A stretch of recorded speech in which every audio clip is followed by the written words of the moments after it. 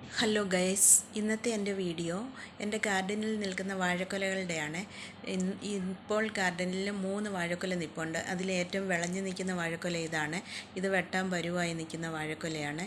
ഇത് പാളാന്തോടൻ എന്ന് പറയുന്ന വാഴയാണ്. ഇതിൻ്റെ ഒരുപാട് തൈകളും ഉണ്ട്.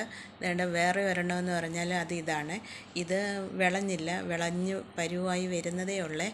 ഇത് കുറച്ച് മാസം എടുക്കുമായിരിക്കും ഇത് വിളയാനായിട്ട്. ഇത് ഒരു മുരിങ്ങയാണ്. മുരിങ്ങയിൽ നിറച്ച് ഇലയൊക്കെ ഉണ്ട്.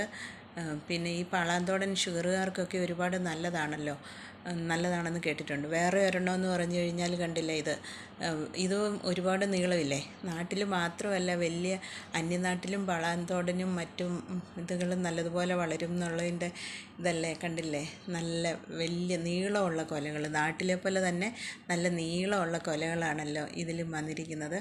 ഇതും കുറച്ച് നാളെടുക്കും. ഓക്കെ ഗേയ്സ്, എൻ്റെ വീഡിയോ കണ്ടതിൽ താങ്ക്സ്. വീണ്ടും വേറൊരു വീഡിയോ ആയിട്ട് വരാം. Okay, bye bye.